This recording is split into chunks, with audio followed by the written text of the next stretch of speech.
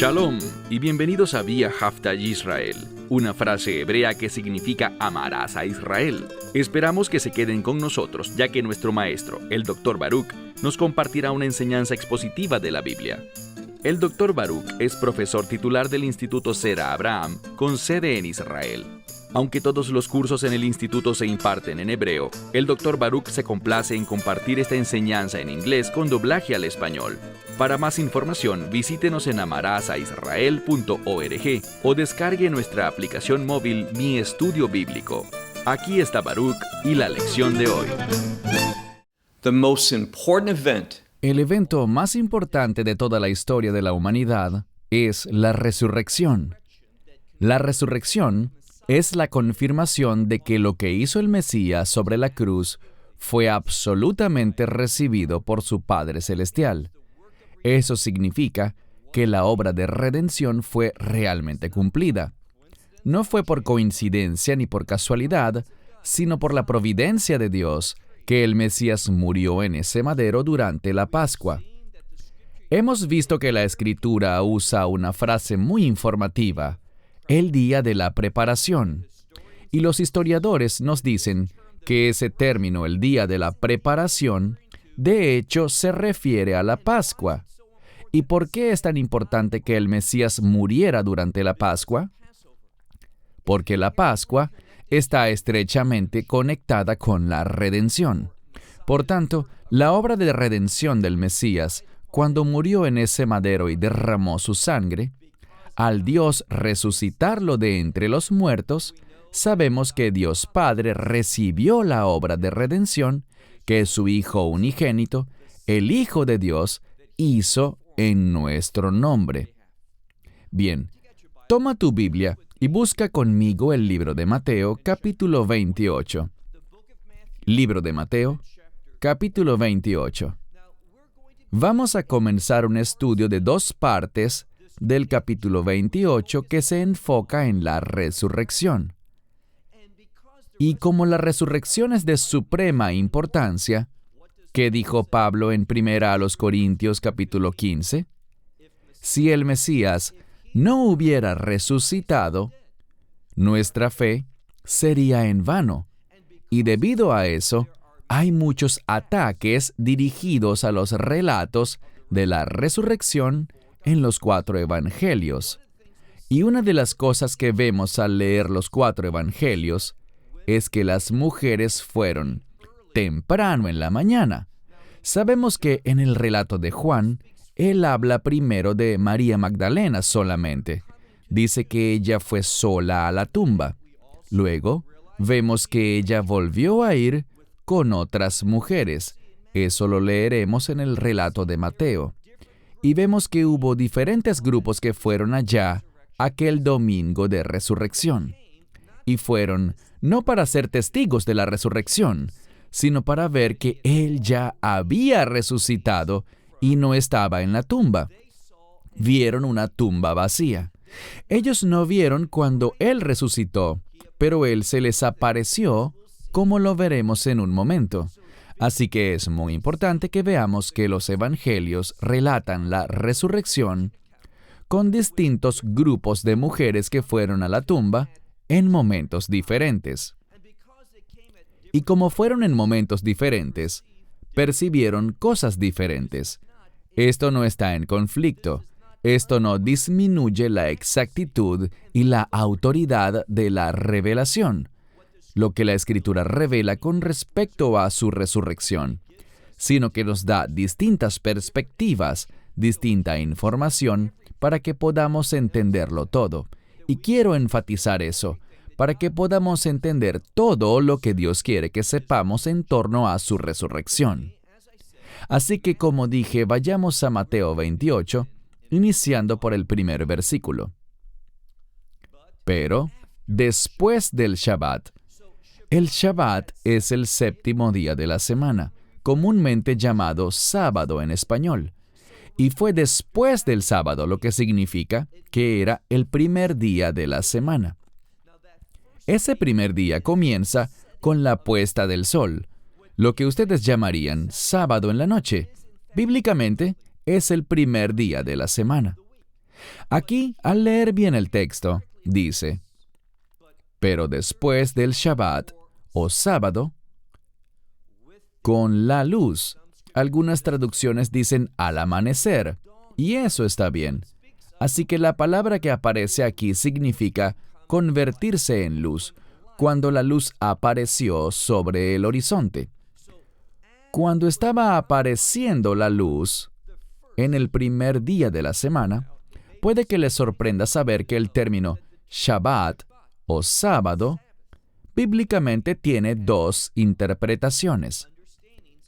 Shabbat puede ser eso que ya dijimos, el séptimo día de la semana, pero también tenemos una expresión bastante particular, la cual se utiliza en documentos legales en el judaísmo, por ejemplo.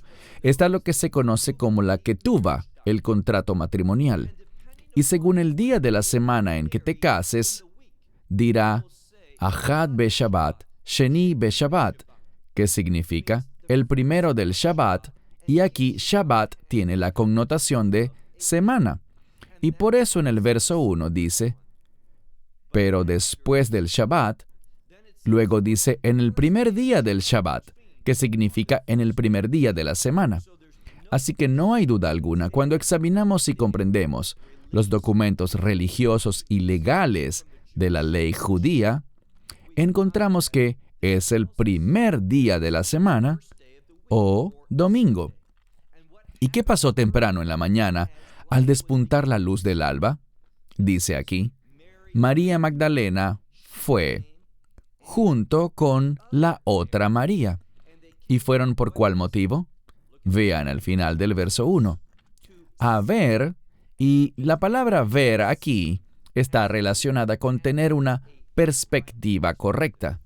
Es una palabra que significa contemplar algo con el propósito de entenderlo. Ellas iban allá a ver la tumba, pero se le está informando al lector que ellas iban a contemplar algo y entender algo.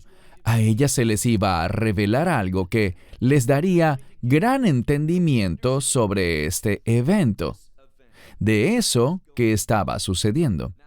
Pasemos al verso 2. Dice, y he aquí que hubo un gran terremoto. Los terremotos se mencionan con frecuencia en las Escrituras. Vemos que, por ejemplo, en el Antiguo Testamento, una de las ocurrencias frecuentes de los terremotos en la profecía tiene que ver con los eventos relacionados a los últimos días. Un terremoto, bíblicamente hablando, se refiere a algo que tendrá una gran importancia, que será muy relevante ¿para quién? Para toda la tierra.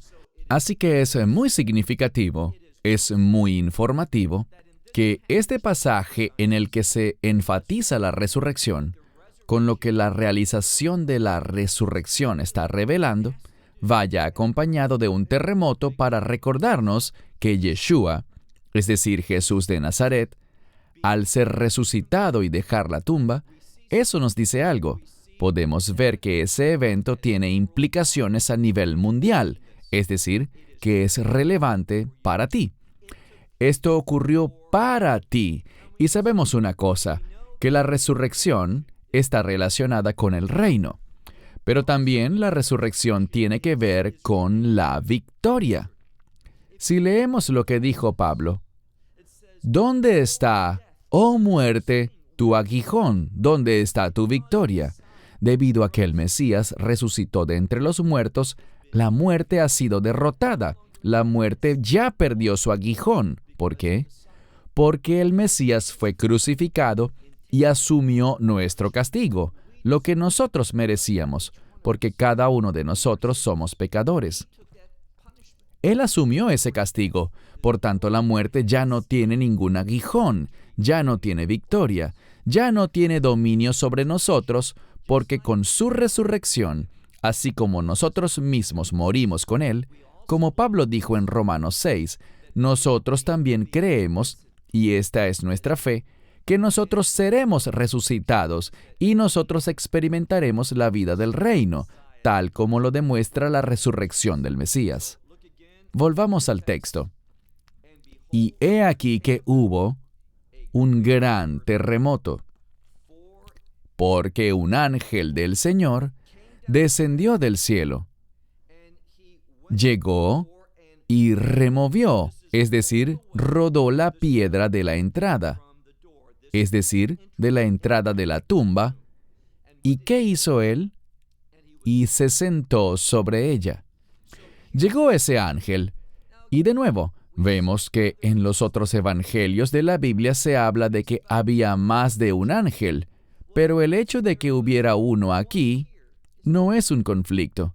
Mateo solo está haciendo énfasis en ese ángel que tenía esa responsabilidad, y eso es significativo. Dice, un ángel del Señor. Esa frase, ángel del Señor, también la encontramos en el Antiguo Testamento. Vemos que el ángel del Señor siempre trae salvación, victoria, liberación, la derrota del enemigo. Una vez más, para darle cumplimiento al plan de Dios. Así que es muy significativo que veamos aquí que fue el ángel del Señor el que descendió del cielo, llegó y removió, es decir, rodó la piedra de la puerta y se sentó sobre ella.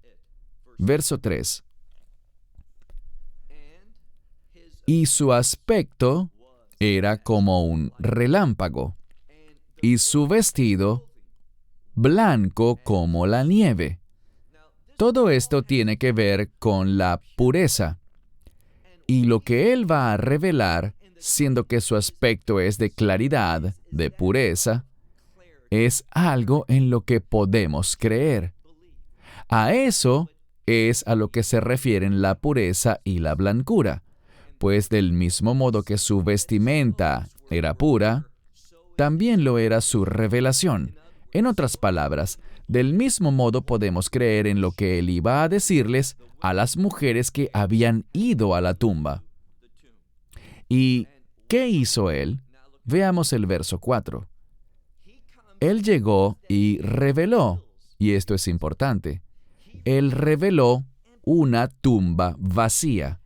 Dice aquí, y de miedo los guardias, esos que estaban vigilando, los que vigilaban la tumba. ¿Qué les pasó? Ellos se pusieron a temblar. Esta expresión describe un estado de mucho temor. Estos guardias, que tenían la misión de vigilar la tumba, sabemos por otro relato que se fueron de allí. Ellos huyeron, pero veamos lo que dice aquí. Antes de que se fueran de allí, ¿qué sabemos? Debido a ese gran temor, esos guardias, que eran soldados, se pusieron a temblar y se quedaron como muertos. Verso 5. Esta revelación del ángel se dirigía principalmente a las mujeres. Vamos a ver que las mujeres tuvieron un papel importante con respecto a la resurrección, cuando Yeshua resucitó de entre los muertos. Y he dicho en muchas ocasiones que cuando el énfasis está en las mujeres, el contexto es la redención.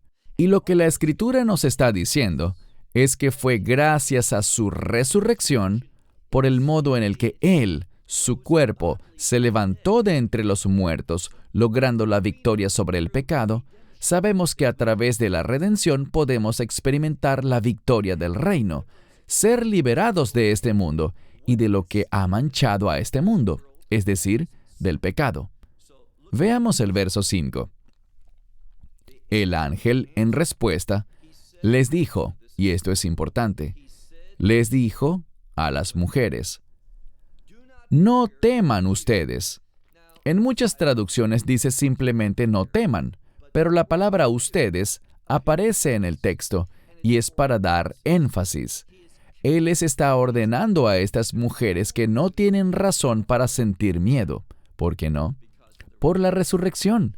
La resurrección confirma la esperanza que debemos tener.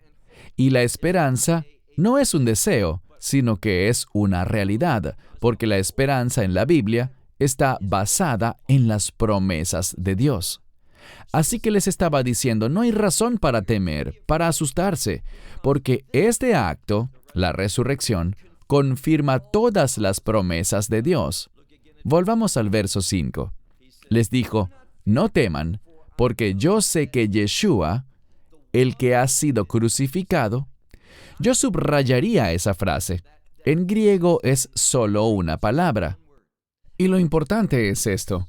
Al decir que Él ha sido crucificado, está en pasivo, es decir, alguien más le hizo esto a Él. Pero a la vez está en tiempo perfecto, y esto nos habla de la soberanía de Dios. Eso enfatiza el conocimiento previo de Dios, porque Él es aquel que fue, Él ha sido crucificado, y esa crucifixión tiene implicaciones para el futuro.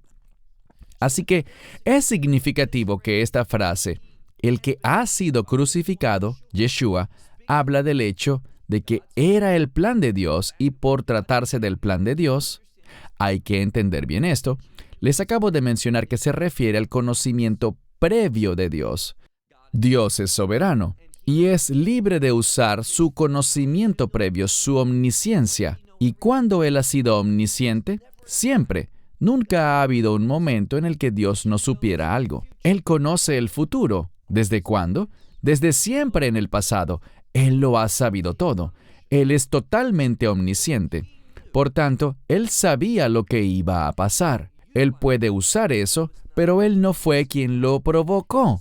Su plan estaba relacionado, pues debido a su conocimiento previo de lo que ellos querían hacerle a Él ya lo sabía. Así que Él utilizó eso. ¿Y a qué me refiero? De nuevo, gran parte de la obra del Mesías, de sus enseñanzas, de los eventos que Él realizó, tienen que ver con la verdad de la Torá, la cual tiene que ver con las leyes de Dios. Y si leen el libro de Deuteronomio, y esta semana hemos pasado un tiempo estudiándolo, hay una escritura que dice, maldito el que muere colgado en un madero.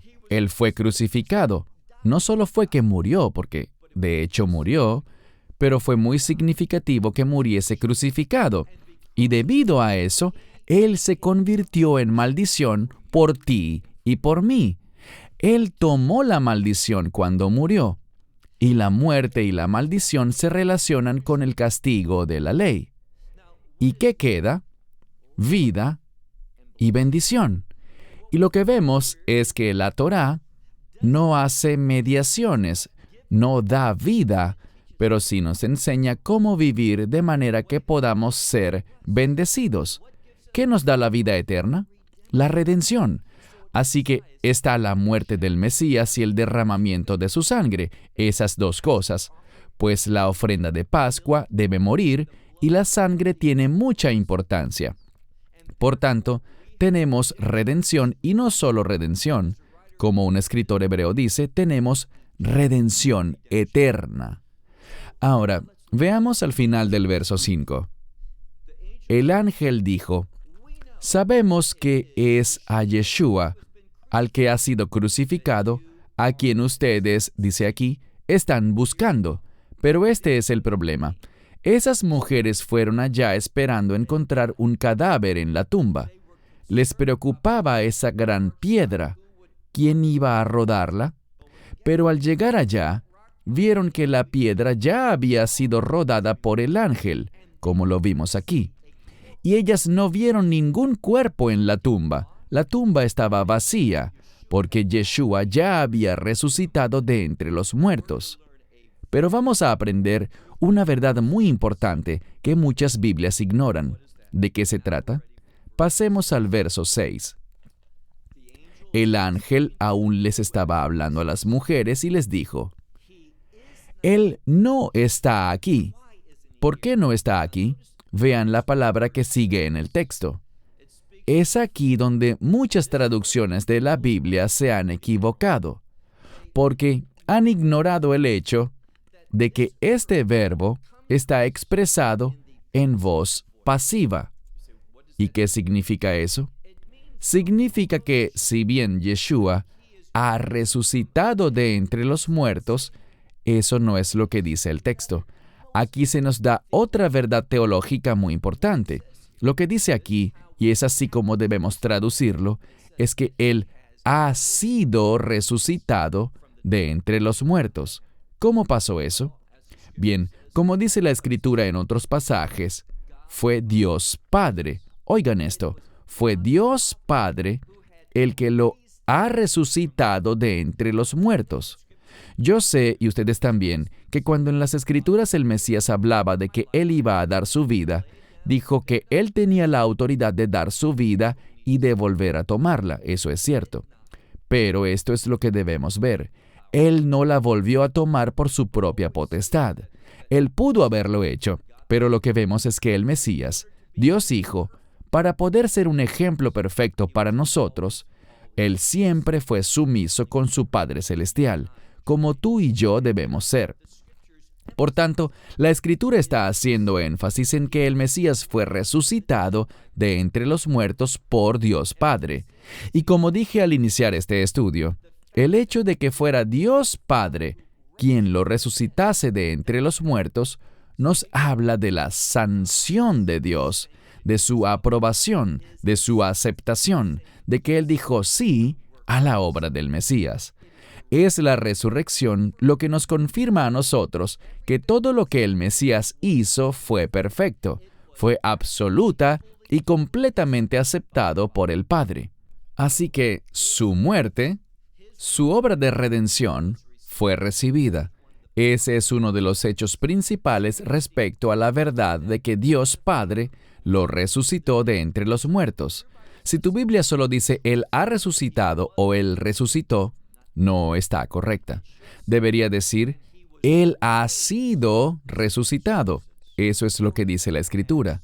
Pues Él ha sido resucitado tal como Él lo dijo. He aquí, dijo Él, vengan a ver el lugar donde Él yacía.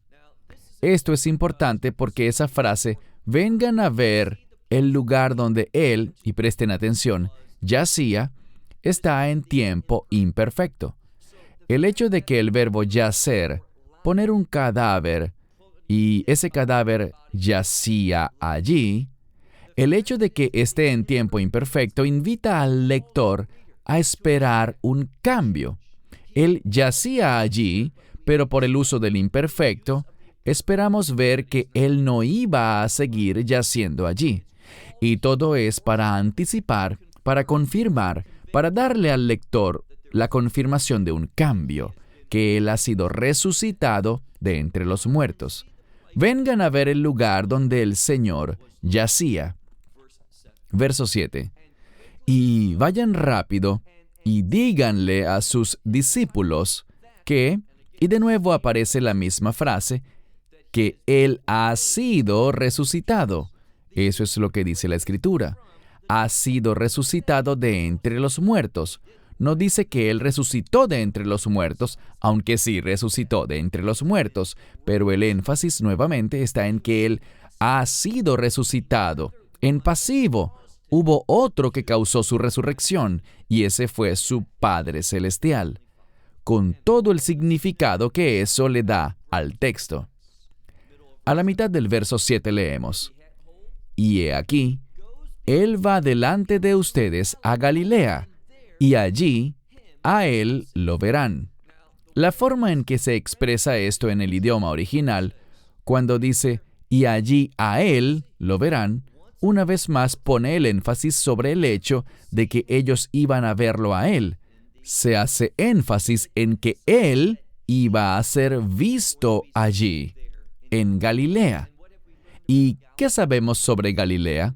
Bien, la palabra Galilea tiene que ver con revelación. No es por casualidad que el Mesías les dijese, en Galilea me van a ver. Tal como el Mesías lo ha prometido, dice, he aquí, va por ustedes en Galilea. Ustedes lo verán a Él, porque Él irá allí delante de ustedes. Ahora veamos al final del verso 7. He aquí, les he dicho esto a ustedes. Verso 8. y ellas salieron rápido de la tumba con temor y gran gozo. Me gusta el hecho de que se mencionen estas dos cosas. Ellas sintieron temor. ¿Por qué? Porque no tenían la expectativa correcta. Ellas no fueron a la tumba esperando ver, aunque Él les dijo varias veces que resucitaría de entre los muertos, ellas no fueron con la expectativa correcta. Y cuando no pensamos correctamente, se manifiesta el temor. Pero también, debido a esta gran proclamación de que Él no estaba muerto ya, sino que había sido resucitado de entre los muertos, también tenían, y es lo que se enfatiza, un gran gozo. ¿Y qué hicieron? Ellas corrieron a proclamarle a sus discípulos, a los discípulos de Yeshua. Verso 9. Y mientras iban a dar la noticia a los discípulos, ¿qué sucedió? He aquí que Yeshua les salió al encuentro y les dijo, y este es el mismo concepto, alégrense.